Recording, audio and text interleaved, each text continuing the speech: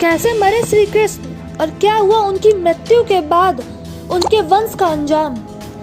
आप स्वागत है आपका मिस्टीरियस मुस्कान चैनल में। अगर आप मेरे चैनल पर नए हैं तो मिस्टीरियस मुस्कान चैनल को जरूर सब्सक्राइब करें।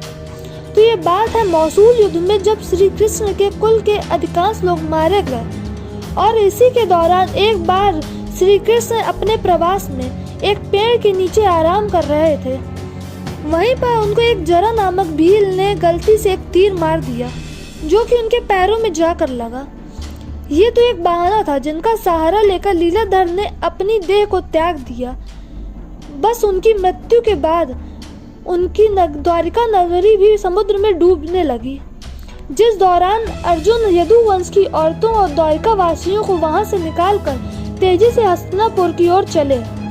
रास्ते में भयानक जंगल आदि को पार करने के पश्चात उन्होंने एक पंचनद गांव में पड़ाव डाला। इतने बड़े जन समुदाय को पंचनद गांव में पड़ाव डालते हुए देख वहां के लुटेरों ने धन की लालच में धावा बोल दिया। अर्जुन द्वारा चेतावनी पाने के बाद भी लुटेरों ने न सिर्फ सोना चांदी की लूटपाट की बल्कि वहां की स्त्रियों को भी हरा करने लगे।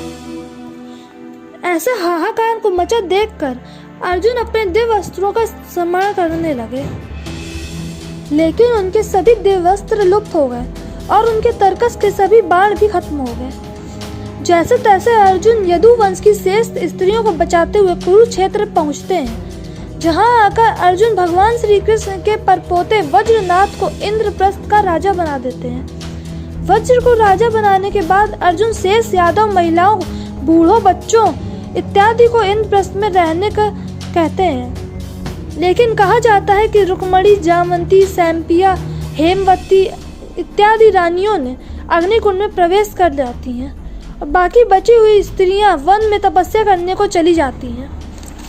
भगवान श्री कृष्ण के अंत के बाद उनके परपोते को वज्रनाथ इंद्रप्रस्थ का राजा बनाने के बाद अर्जुन महर्षि वेद व्यास के आश्रम में जाते हैं और उनको पूरी घटना बताते हैं। तब महर्षि ऋषि वेद व्यास बताते हैं कि ये सब इसी प्रकार से होना था, इसलिए इसके लिए शोक नहीं करना चाहिए और कहते हैं कि हे अर्जुन, तुम्हें वे दिव्य अस्त्र जिस उद्देश्य से मिले थे वे उद्देश्य पूर्ण हो चुका है, इसलिए तुम्हारा स्मरण करने के समय वह पुनः अपने स्थान पर लौट गए और तुम सब कुछ भूल गए। तुम लोगों ने अपना कर्तव्य पूर्ण कर लिया है। अब अपने पोते परीक्षित को हस्तिनापुर का राजा बनाकर तुम लोगों को स्वर्गलोक की ओर गमन करना चाहिए। यह सुनकर अर्जुन अपने भाइयों के पास जाकर उनके साथ स्वर्गलोक की ओर निकल जाते हैं।